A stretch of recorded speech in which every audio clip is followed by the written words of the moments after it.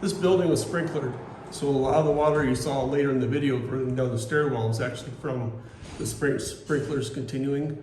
The sprinklers were just in the hallway and the stairwells, but that gave protection to the individuals coming out.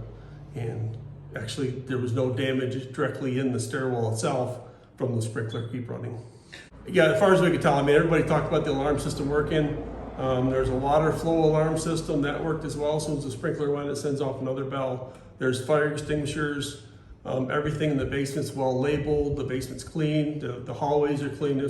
Everything we've looked at so far, the landlord was right up to snuff on everything with, as I mentioned before, everything's tagged well. He didn't install the sprinkler system, but he maintained it. Okay. No one's been able to go to the third floor, which is our area that we're most interested in. You see anything suspicious? No, but it's still unknown. But no, nobody's reported anything to us. Obviously, if somebody's got some tips, I'll call the Wellsville PD. Provide them with some information, even some early portions of the fire, something like that. We've got John's great video for 20 minutes, but anything before that would be greatly helpful. But as of right now, it's still undetermined, but there's been no indication. What's going on up there? So one of the difficulties the firefighters had is just the general design of this.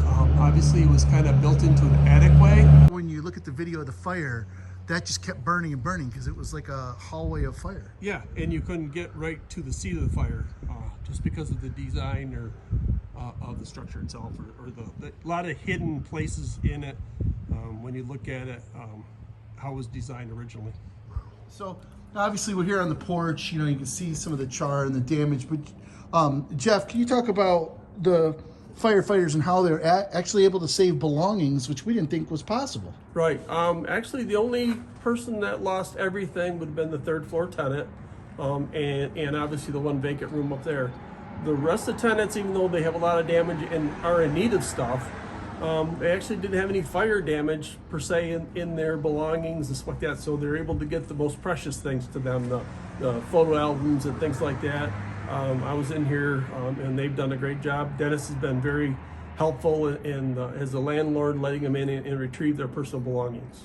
And that didn't compromise your investigation at all? It had to go on ventilation, and he was in the ICU at Strong, but he moved out to a regular room and you were able to talk to him? Yes, I was able to talk to him on Saturday, just finding about what occurred in the layout of his apartment.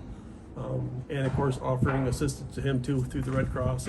He has a son living with him as well that wasn't home at the time, but both him and his son lost everything.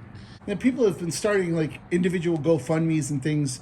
What are you finding is the best way to help people? Oh, I mean, that's the great thing about social media. Those GoFundMe things. I actually I haven't spent time looking at that, but I just look for a good reputable one, and support through that as well. And the Red Cross. I mean, Red Cross was here that night, supported them. As you had your highlights, they can't support a lot, but they're there to help at the beginning.